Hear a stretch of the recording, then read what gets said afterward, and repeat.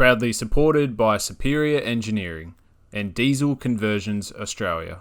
Right, we are back and we have tons of work to get done on the 4J SWAT Patrol. But last episode, we got the engine in and we got some of the plumbing done. In today's episode, what I really want to focus on is the engine bay. I want to get everything that I can mounted.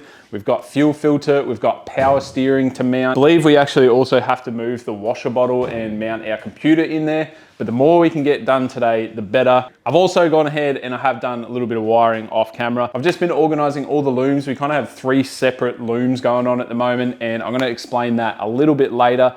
But for now, what I want to do is I want to get stuck in. I want to get some of the stuff mounted in the engine bay. So I'm probably going to focus on the fuel filter first. I will just be using the standard ZD30 fuel filter, but what I'll be doing is hacking up this bracket a bit because we don't need this little prime bulb anymore, as we have to put an inline fuel pump in. So basically we're going to hack this bracket up, make this fit in the engine bay. I then actually have a really cool idea on how to really hide everything nicely in the engine bay and make it look like a bloody show car. In the engine bay, right on this little corner here, what I'm thinking is I want to mount the fuel filter right about there. Now, the reason I don't want it on the other side, the turbo is going to sit somewhere about here, and these fuel lines, they have to run up and over the top of the firewall and into our fuel filter. Now, if we kept the fuel filter on this side, there's a much better chance of everything heating up, and hot diesel is not good for a motor. So if I can get the fuel filter modified and mounted in this little corner here, this is the cold side of the engine. There's not really much chance of it getting hot. So I really like that idea. And if you guys aren't aware, we do have to run an inline fuel pump for this engine.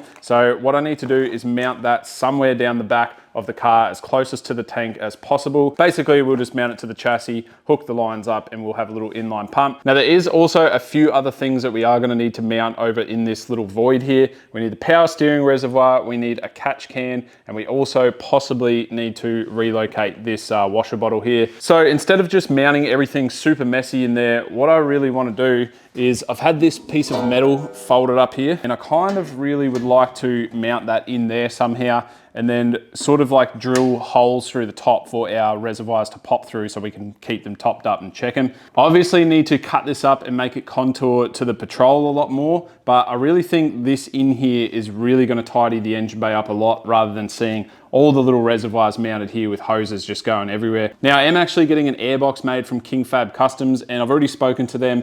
The airbox actually fits in quite nicely. So I have my measurements where I can mount this plate to and where it's not going to get in the way. Now, I think one of the first steps that we need to do is figure out where the fuel filter is going, because I don't think the fuel filter is going to get covered by this cover, so we are going to have to contour around that. So I kind of want that sitting roughly about here. We obviously need it to be nice and easy to change in the future, and I think that spot's just going to be really good. Now, once that is mounted, I believe I can go ahead and just start cutting into that plate, make it fit, and then we can actually mount everything underneath it. Now, for the guys that are doing this swap at home, I really want to try and cover everything as much as possible that I can for you guys.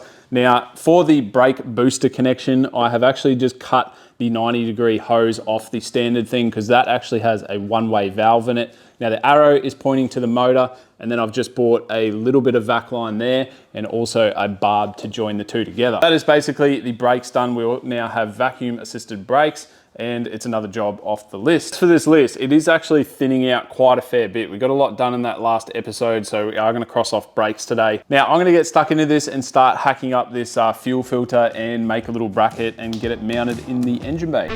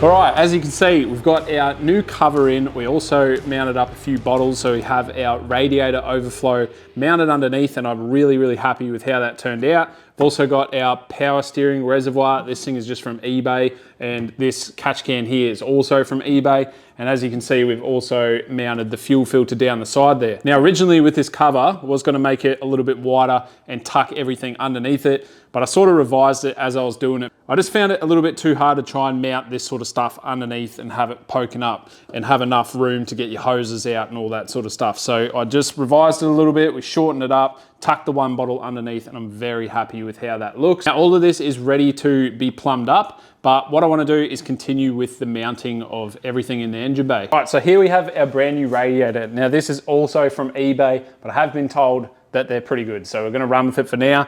The reason that I ordered it is because the necks are on the opposite.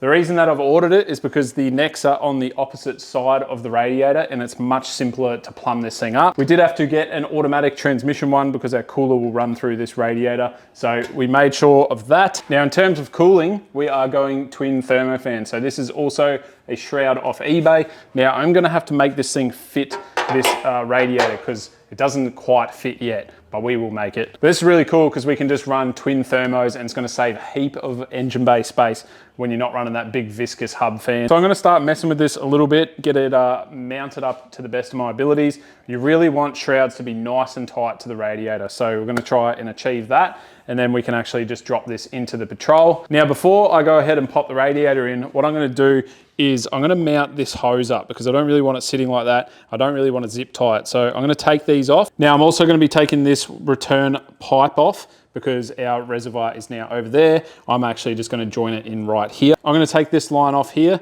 and then we'll P-clip this hose up nicely using these threads here. I'll explain that a little bit more when I'm done. Now, we also have 2 of these thermo fans, and they fit nicely on the shroud like that. No idea of the quality of these yet, but I will be keeping an eye on my temps anyway. So if one fails, I'll know about it. But we're gonna be mounting the 2 up to a relay and a thermo switch for the water. That way, when the car sees a certain temperature, these things will kick in and keep it all nice and cool. I'm gonna fiddle with this shroud, get it all knocked up, get the fans mounted on, and then we can chuck everything in the Patrol.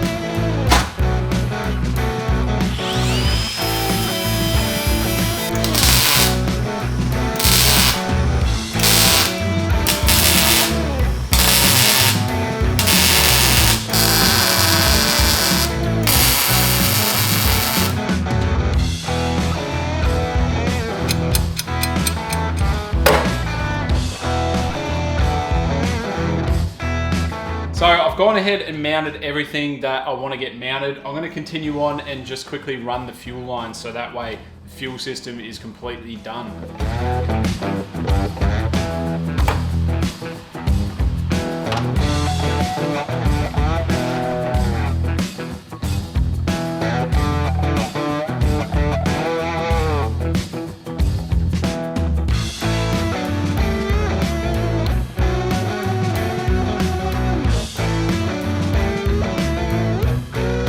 We are looking pretty good right now. I've mounted a few things up. Right here we have the DCA 4J ECU mount. So on the 4Js, the ECU actually does get mounted in the engine bay. They've made this really nice little bracket here with DCA and 4J cut into it, which is really cool. And this is the ECU that they have sent me. Now, the benefit to getting an ECU through these guys is the fact that they actually unlock it before they send it, because on 4Js, there isn't a mobilizer on the key. So if you do just pull one of these out of a wreck, there's a good chance your car's not gonna start when you go to do it. Now that will actually just get tucked down and mounted up like that. So it's nice and tucked away.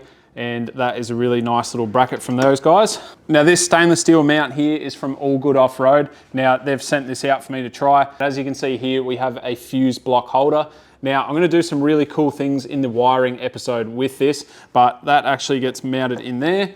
Then we have an isolator for our winch that actually gets mounted up underneath. So those will just sit like that, and that looks really, really neat. This sort of area on the patrols is a very ugly area, so it's nice to have some tidy little bracketry to make it look good. Now on the ZD30, the fuel filter is actually mounted up here because it needs to go to the fuel pump, which is down here.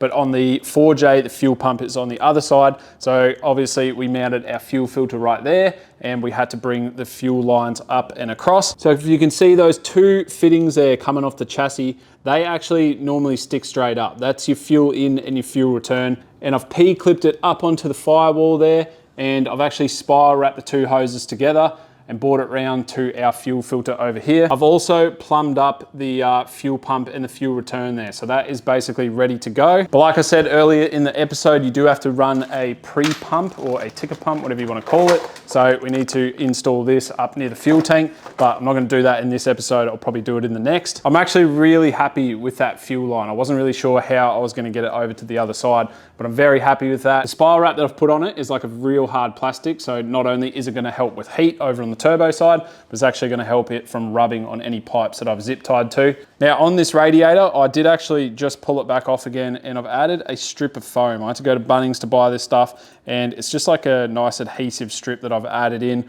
right around the fan shroud, and I've also added just a little bit around the side of the fan here. That's the foam there. Now I've also chucked on some little bling bits here and there. I'm going to try and find another one of them for the other side. And this red cap over here, this is actually normally off a 4J brake booster, but I've stuffed it in there with a bit of tape. So that should handle that and looks much better than a yellow cap. Right, now a heap of progress was made in this episode. Obviously we've made that aluminium, we've done a lot of plumbing, got the fuel sorted. I was hoping to do the power steering, but I didn't get round to it because I actually need 2 more barbs to make the 90 happen underneath that tank there. So there's a good chance that next week we'll be fiddling with the wiring and trying to merge all the looms together that need to be done. Now we're still waiting on a few parts here and there, like the turbo. Obviously we need the transmission to come back, but we are nearing the end of the conversion side of things, apart from obviously the trans, which isn't really part of the conversion. So not long now until we can fire this thing up. Now, as for the pipe work, I don't know how much of that I'm gonna be tackling, like the fabrication stuff.